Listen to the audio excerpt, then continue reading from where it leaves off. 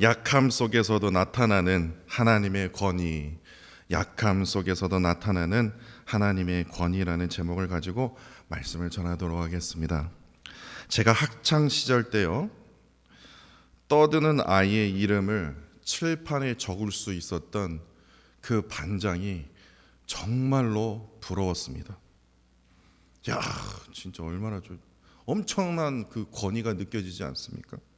그래서 요즘은 그런지 안 그런지 잘 모르겠지만 제가 학창 시절 때 주번 완장을 찰 수 있었습니다. 그래서 주번 그렇게 완장을 딱 차면요, 명찰 이게 안 차고 오는 놈들 이름 적을 수 있고, 그래서 손 들으라고 이렇게 할 수도 있고, 선생님한테 꼬질 수도 있고, 그게 한 석 달에 한 번 오나요? 하여튼 그런데 그 주번 완장을 차는 날에는 새벽에 잠이 안 옵니다. 빨리 학교 가야지.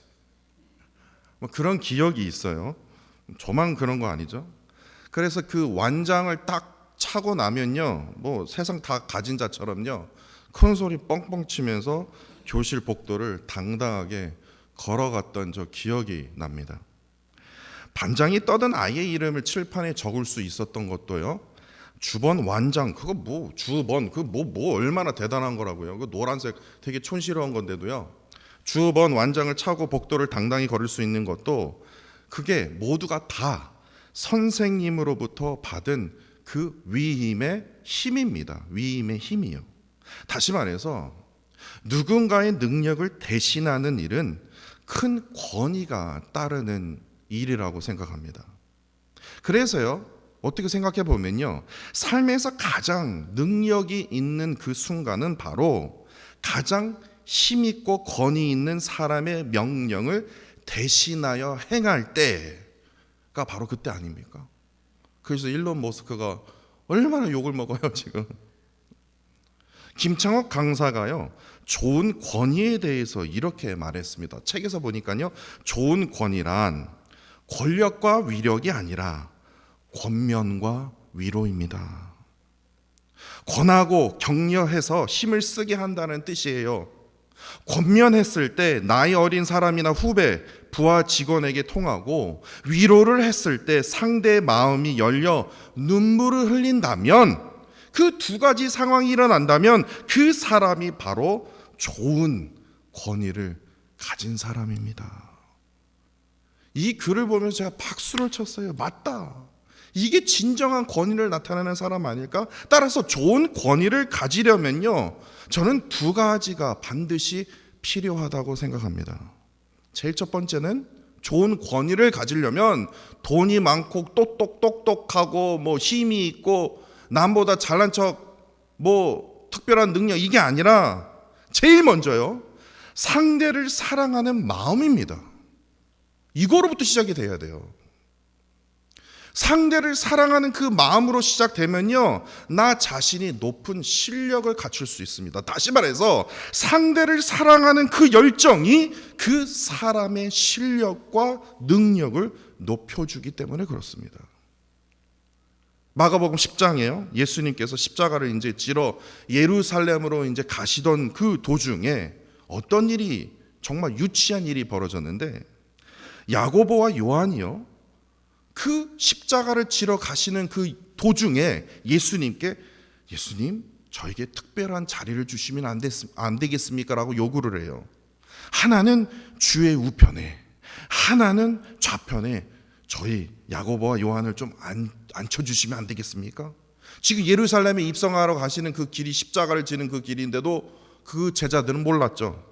그러니까 되게 좋은 것 같아서, 권위를 가지는 어떤 그 자리로 갈 것 같아서 그 예수님의 우편과 좌편에 앉아서 그 권위를 가지고, 세상 한번 바뀌어볼까? 내 힘을 가지고 한번 세상을 한번 뒤집어볼까? 아마도 그런 생각을 했던 것 같아요. 그래서 하나는 우편에, 하나는 좌편에 앉으면 안 되겠습니까? 그랬더니요, 예수님께서 뭐라고 말씀하십니까? 너희 중에 누구든지 크고자 하는 자는 내 우편과 좌편에 앉아라, 그렇게 말했습니까? 누구든지 크고자 하는 자는 너희를 섬기는 자가 되고, 누구든지 으뜸이 되고자 하는 자는 사람의 모든 사람이요, 모든 사람의 종이 되어야 하리라. 그러면서 예수님께서 마지막으로 아주 중요한 말씀을 해주셨어요. 내가 이 땅에 온 것은, 인자가 이 땅에 온 것은 섬김을 받으려 함이 아니라 도리어 섬기려 하고 더욱이 자기 목숨을 많은 사람의 대속물로 주려 함이니라. 예수님은요, 이 말씀에 따라 십자가에서 죽으심으로 자신의 생명을요, 정말로 모든 사람이요, 많은 사람들에게 내어주셨던 그야말로 좋은 권위를 나타나셨다라는 거예요. 행사하셨다라는 거예요. 예수님께서는 하나님 아버지의 뜻을 따라, 자신의 뜻이 아니라 하나님의 뜻이거든, 그 길을 내가 가겠습니다. 하나님의 뜻을 따라 십자가에 죽으심으로, 그 죽으심을 통해서 예수님은요, 세상의 큰 자, 으뜸이 되셨지 않으셨습니까? 예수님께서요, 십자가에 죽으심으로 그 자체가 야, 자신의 권위를 완전히 상실한 거 아니냐, 야, 제자들 앞에 부끄럽게 그게 무엇이냐, 아니라는 거예요. 오히려 하나님 아버지의 뜻을 따라 자신의 권위를 십자가에서 희생과 사랑으로 나타내셨다라는 겁니다. 그렇게 십자가의 그 죽음은 단순의 그 희생이 아니라 하나님 아버지의 뜻을 따라 세상을 구원하기 위한 의도적인 선택이었다라고 우리는 해석할 수 있다라는 거예요. 십자가의 희생과 사랑을 통해서 예수님은 진정한 그분의 권위를 보여주셨고, 결국 그 십자가의 죽음에서 끝났습니까? 아니거든요. 부활하신, 지금 우리 부활절을 지금 기다리고 있는 거 아닙니까? 죽음에서 부활하신 예수 그리스도께서 결국에 세상을 변화시키지 않으셨습니까? 이런 의미에서 오늘 참으로 무거운 말씀인데요, 예수님처럼 좋은 권위가 아니라 아주 악하고 악한 권위를 보여주는 그런 이야기, 그런 사례를 보여주고 있다는 겁니다. 사실 선지자 이 미가의 이름이 뜻이 어떤 뜻이냐면요, 여호와의 같은 이가 누구냐, 여호와의 같은 이가 누구냐.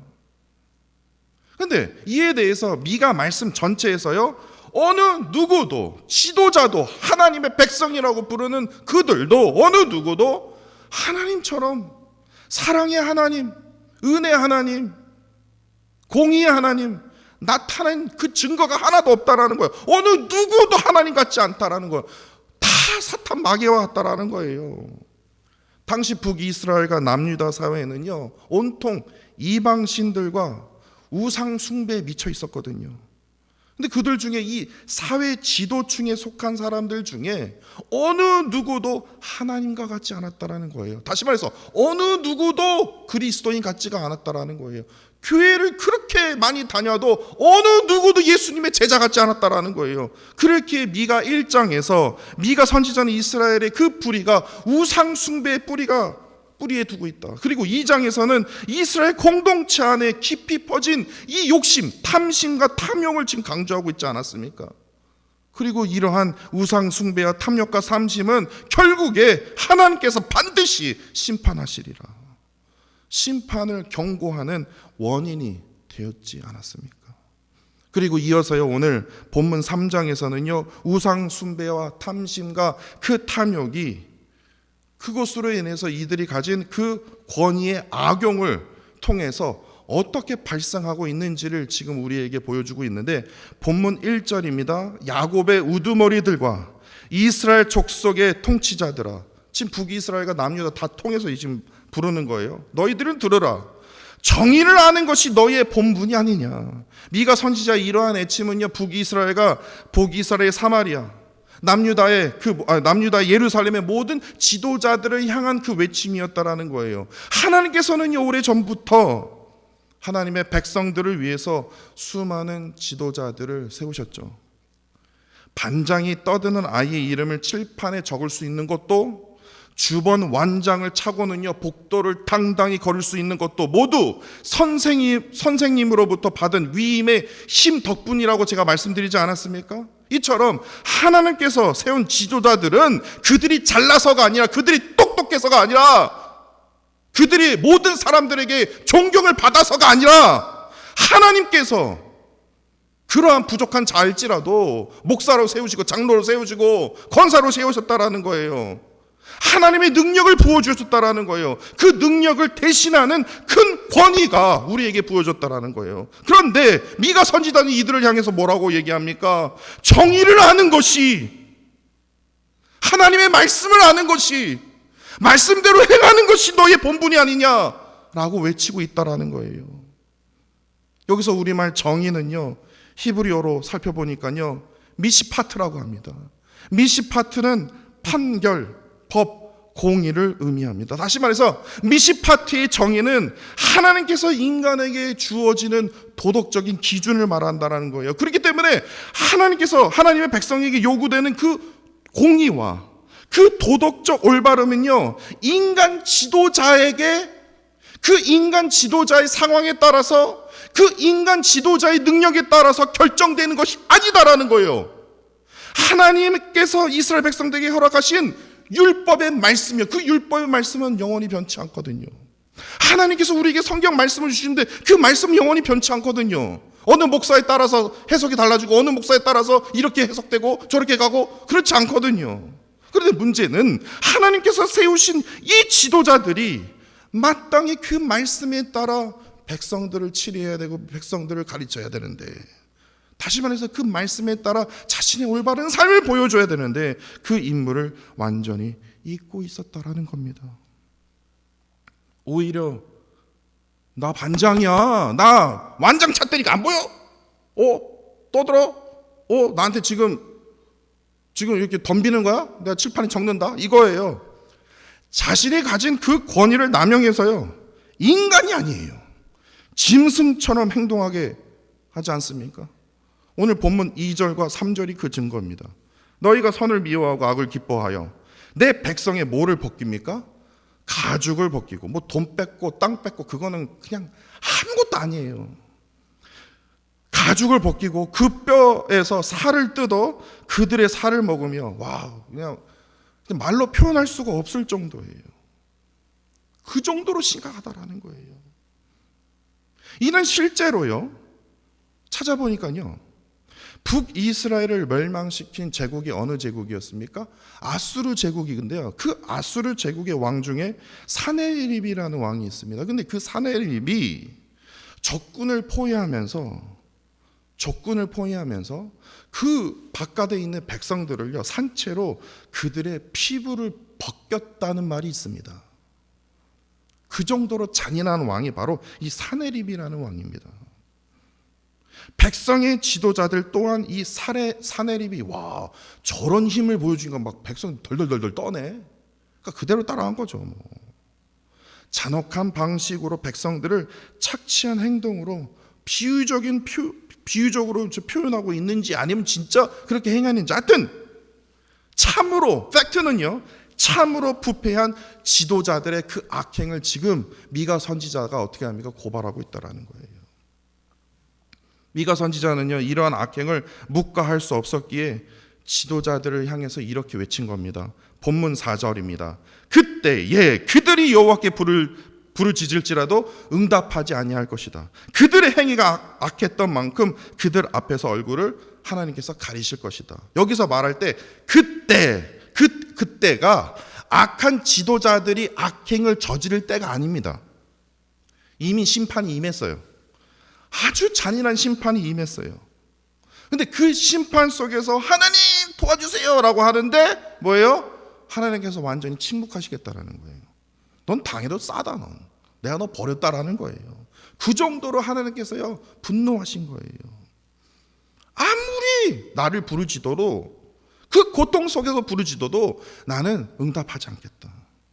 이어지는 6절과 7절에서요, 하나님께서 침묵하시는 그 이유에 대해서 이렇게 증거하고 있습니다. 쉽게 제가 풀이해 드릴게요. 야, 너희는 약하고 힘없는 자들의 소리를 듣지 아니고 불의로 행했는데 어찌 되게 니네들이 왜 나에게 왜 도와달라고 강구하는데 내가 그걸 들어줘야 되냐? 또한 너희들이 내가 율법의 말씀을 내가 너에게 허락했는데도, 그 권위를 내가 너에게 부어주었는데도 너는 그 진리의 말씀을 들어야 하고 그거를 보여야 할 자들이 선포하지도 않으면서 왜 내게 진리를 구하느냐? 너희가 입을 열어야 할 때에 침묵했으니 내가 어떻게 침묵했는지 내가 너에게 지금 보여줄 거다. 이거예요. 그러니까 네가 행한 대로 내가 그대로 갚아주겠다. 이겁니다. 그러면서요, 미가 선지자는 악한 권위를 보여주고 있는 이 지도자를 향해서 좋은 권위에 대해서 자신 스스로를 예로 들어서 이렇게 증거하고 있지 않습니까? 8절입니다. 오직 나는 미가 자신을 얘기하는 겁니다. 오직 나는 여호와의 영으로 말미암아 세 가지 키워드가 여기 있습니다. 능력과 정의와 용기로 충만해져서 야곱의 허물과 이스라엘의 죄를 그들에게 보이리라.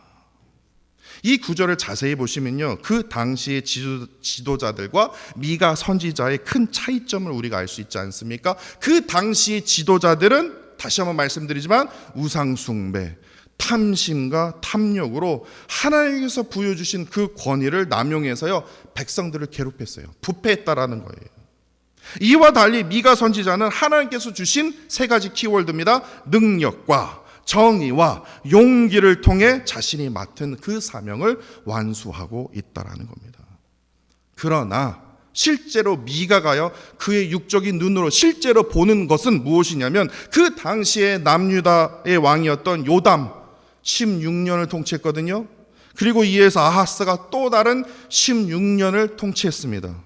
그리고 히스기야 초기까지 무려 32년이 넘도록 미가 선지자가 직접 목격했고 경험했던 진짜 팩트 현실은 권력을 남용하고 있었던 지도자들은 끝까지 승승장구하고 있었기에 이러한 지도자들한테 심판이 있을 거라, 이때에 하나님께서 침묵하실 거라 아무리 얘기를 해도요, 웃기고 있네, 뭐 지금 뭐가 일어났는데, 이러고 있었다라는 거예요. 돌아와라, 웃기고 있네, 시끄러워, 이러고 또 있었다라는 거예요. 그렇기 때문에 이 미가 선지자는요, 애통한 마음으로 하나님을 향하여 부르짖고 있었다라는 겁니다. 그런데요, 너무나 놀랍게도 오늘 본문 말씀이 참으로 무겁고 어려운 말씀이에요. 근데 이상하게도 제 머릿속에 계속 형통, 아니 무슨 형통이야, 진짜 전혀 본문 말씀과 전혀 거리가 먼 그 형통이라는 단어가 제 머릿속에 계속해서 떠나지를 않는 거예요. 지우고 싶어요. 인내라든지 뭐 그런 게 떠올라야 되지 않습니까? 간절함이라든지. 근데 형통이라는 단어가 제 머리에 떠드는지 않는 거예요. 제가 다시 화장실에 가서 찬물로 세수까지 했습니다. 왜 형통이? 왜 하나님 왜 형통이요? 근데 국어사전에 형통에 대해서 이렇게 정의하고 있지 않습니까? 모든 일이 뜻대로 잘 되어감. 이게 형통이에요. 그래서 형통의 시각으로 오늘 본문을 보면요, 타락한 지도자들을 보면요, 이들은 하나같이 하나님께서 부여주신 그 권력을 남용하면서 모든 일이 자신의 뜻대로 다 됐거든요. 뜯어먹고, 자기가 뺏고 싶은 거 뺏고, 자기가 섬기고 싶은 거 다 섬기고, 우상숭배 다 하고.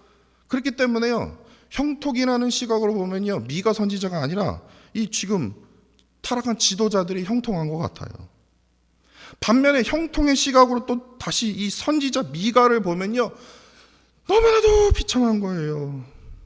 왜냐? 자신의 뜻대로 이루어진 게 아무것도 없거든요. 그런데 더 가슴이 미어 터지는 게 바로 미가서 1장 8절 말씀입니다.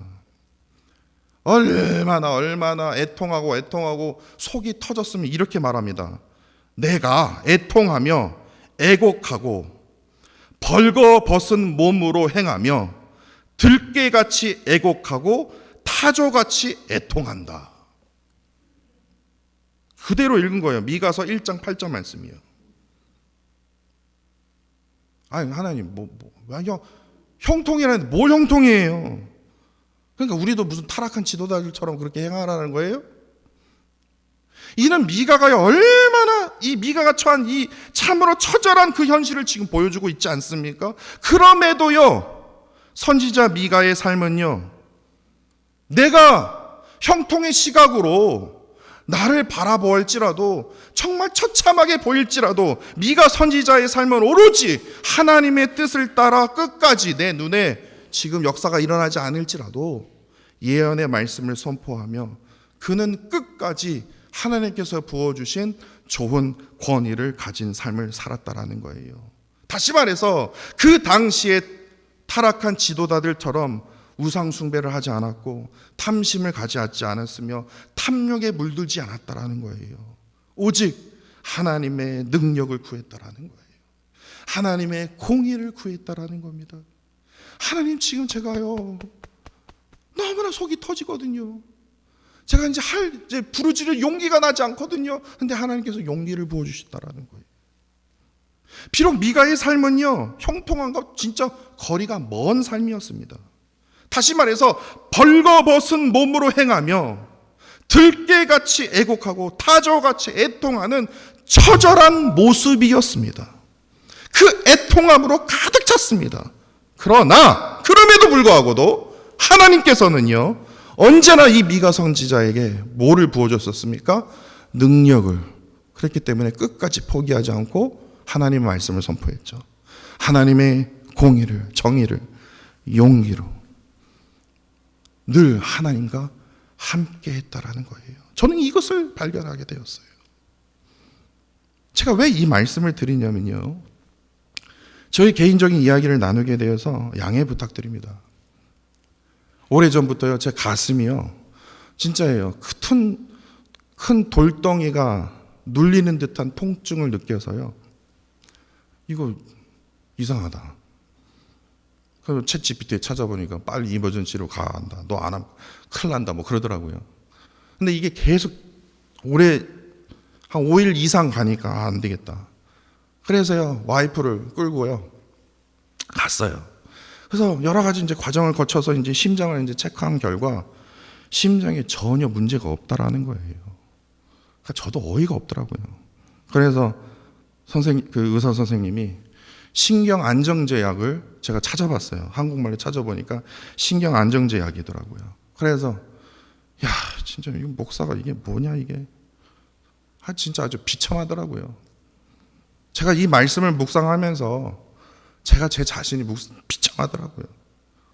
신경 안정제 약을 처방받으러 크루거에 갔습니다. 크루거에 가서 이제 카드를 끊으려니까 신경질이 빵 나더라고요. 왜냐?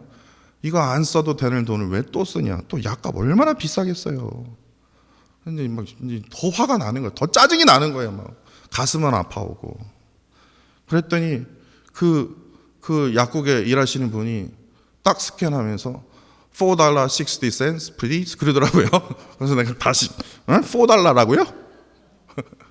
진짜 4불이래요. 그래서 깜짝 놀라서 아니 상상을 해보라. 이게 무슨 뭐 일반 약도요, 피부 약도 그거보다 더 하는데 4불 60전이라는 사실에 제가 애프터 텍스입니다. 깜짝 놀랐어요. 이 약이요, 신경 안정제가 이렇게 저렴하다라는 것은 우리 그 약을 만든 사람이 되게 착해서일까요? 뭐 제가 말 안 해도 아시겠죠. 정말로 수많은 사람들이 이 신경 안정제를 먹고 있구나. 그래서 제가 와이프한테 시켰어요. 거기 동료들한테 이 약 먹고 있는 사람 몇 명인지 한번 세보라고. 그랬더니 절반 이상이 그 약을 먹고 있다는 그 이야기를 듣게 되었습니다. 저는요 20년 가까이 됐더라고요. 2년 부족해요. 근데 거의 20년 가까이 루이빌 장로교회를 섬기면서 아직까지도 하나님 앞에 온전히 내려놓지 못한 것이 있었더라고요. 아직까지도 제가 이거 왜 안 되는 거야? 왜 아직까지도야? 왜 변하지를 않는 거야? 제가 아직까지도 하나님 앞에 내려놓지 못한 게 있는 거예요. 그래서 결국에요 이를 악물고 있다가 이제는 마음의 병이 찾아온 겁니다. 사실요 목사로서요 신경 안정제를 먹는 거는요 이건 진짜 이것도 유튜브까지 나가는데 이거 진짜 부끄러운 일입니다. 야 이게 목사가 믿음 없이 저거 뭐 하는 짓이야 저거. 그럴 거예요. 진짜예요. 목사가요 신경 안정제를 복용하는 거요 정말 부끄러운 일입니다. 그런데 기도 가운데 야 진짜 부끄러운 게 뭔 줄 아냐? 네가 그 약을 복용하는 게 아니라 아직까지도 내려놓지 못하는 게 네가 그게 더 부끄러운 줄 알아. 그게 더 부끄러운 거야. 이것을 보면서 세상 사람들은요, 단번에 저에게 이렇게 말할 거예요. 야, 나 같아도 20년간 한 교회에서 섬기면 나도 아프겠다. 그렇지 않겠습니까? 나 같아도 병 찾아오겠다. 그렇게 얘기할 거예요. 근데 제가 이 말씀을 여러분한테 드리는 것이 제 잘난 척이 아니라 저의 약함을 자랑하는 게 아니라 제가 이 말씀을 여러분들 앞에 당당히 얘기해야 되겠다. 오늘 말씀이 저에게 위로가 됐거든요. 이것은 저 스스로에게 정말 애통하고요. 들깨처럼요. 타조처럼 애통할 일입니다. 제 벗은 몸을 보여주려는 행동이에요. 야, 좀 무슨 안정제를 먹어? 그 정도로 애통할 일이에요. 안타까운 상황 속에서도 제가 여러분들 앞에 당당히 말할 수 있는 것은 뭐냐? 하나님께서 여전히 나와 함께 하시다는 그 믿음이 있기 때문에 제가 여러분들 앞에 당당히 고백하는 겁니다. 목회자의 권위는요, 설교 잘하는 거요? 디그리가 좋아서요? 기도했더니 막 은사가 팡팡팡 터져갖고요? 제가 예배 시작 첫 번째, 제가 고린도후서 말씀 읽어드렸죠. 목회자의 권위는요, 강함에서 나오는 것이 아니라 오히려 약함에서 나온다라는 거예요. 내가 죽어야 하나님이 일하실 수 있거든요. 내가 온전히 무너져야 뭐예요? 하나님이 일하실 수 있거든요. 그래, 나 신경 안정제 먹는 약이 그런 목사다. 그런 연약한 목사다. 유튜브에서 자랑하는 거예요. 왜냐? 그런 약한 목사일지라도 하나님께서는 지금 이 순간에도 나를 설교하는 목사로 세워주시지 않았냐. 그러한 연약한 몸에도 연약한 마음을 가져도 하나님께서 나에게 미가 선지자에게 임했던 그 능력, 그 용기, 그 세임을 부어주지 않느냐. 그 미가 선지자에게 임했던 그 하나님의 그 능력, 그 공의, 용기를 지금 저에게도 부어주신다는 그 믿음이 있기 때문에 저는 오늘 어김없이요, 지금 마음이 너무나 무겁지만요, 담대히 여러분들 앞에 말씀을 전할 수 있으면 이 시간 고백하고 있는 겁니다. 오늘 저희가 불렀던 찬양이죠. 뭔 찬양이 이렇게 어려워? 이 어려운 찬양이요, 제가 오늘 수천 번, 수백 번 들었습니다. 오늘 우리의 삶에 진짜 형통이라는 말이 전혀 거리가 멀지만 진짜 애통하고 벗은 몸처럼 저는 느껴지지만 그럼에도 우리의 삶에 뭐예요? 주의 일을 행하시네. 어떻게요? 실수가 없으신 완벽한 일하심으로 마침내 그날에 주의 약속 반드시 이루시네.